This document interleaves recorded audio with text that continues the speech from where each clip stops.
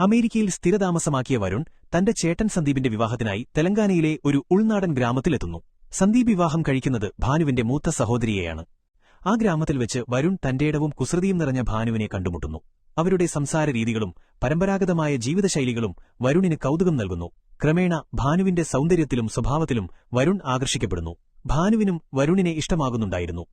ഒരു ദിവസം വരുൺ തന്റെ പഴയൊരു പെൺസുഹൃത്തിന്റെ കൂടെ ട്രെയിനിലെ റൂമിൽ സമയം ചിലവഴിക്കുന്നത് ഭാനു കാണാനിടയാകുന്നു. ഇത് ഭാനുവിൽ വലിയ ദേഷ്യമുണ്ടാക്കി. വരുൺ സംസാരിക്കാൻ ചെല്ലുമ്പോൾ അവൾ അവനെ മൈൻഡ് പോലും ചെയ്യാതെ ഒഴിഞ്ഞുമാറി.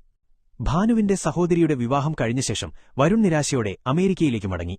തനിക്ക് ഭാനുവിനെ ഇഷ്ടമുള്ള കാര്യം വരുൺ തന്റെ ചേച്ചിയോട് പറയുന്നു. അത് കേട്ടപ്പോൾ ചേച്ചിക്ക് വലിയ സന്തോഷമായി. അമേരിക്കയിൽ വെച്ച് വരുൺ ഭാനുവിനെ പ്രപ്പോസ് ചെയ്യുന്നു. അതിനു മറുപടിയായി ഭാനു ചെറുപ്പക്കാരനായ ഒരാളുടെ ഫോട്ടോ എടുത്തയച്ചു. ഇത് കണ്ടപ്പോൾ വരുണിന് സങ്കടമായി. തന്റെ പ്രണയം നിരസിക്കപ്പെട്ടതായി അയാൾ കരുതി. കുറച്ചു നാളുകൾക്ക് ശേഷം വരുണിന്റെ ചേച്ചി ഗർഭിണിയാണെന്നറിയുന്നു. ചേച്ചിക്ക് സഹായത്തിനായി ഭാനു അമേരിക്കയിലെത്തുന്നു. അമേരിക്കയിൽ വെച്ച് ഭാനു വരുണിനെ അത്ര മൈൻഡ് ചെയ്യുന്നില്ല.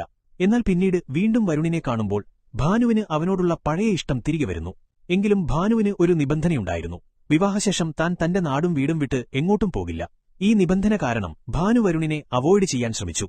കുറച്ചുനാൾ കഴിഞ്ഞ് ഭാനു നാട്ടിലേക്ക് തന്നെ തിരിച്ചുപോരുന്നു. വരുൺ ഭാനുവിനെ വിവാഹം കഴിക്കാനായി അച്ഛനോട് ചോദിക്കാൻ നാട്ടിലേക്ക് തിരികെയെത്തുന്നു. അങ്ങനെ ഭാനു അച്ഛന്റെ നിർബന്ധപ്രകാരം വരുണിനെ വിവാഹം കഴിക്കുന്നു.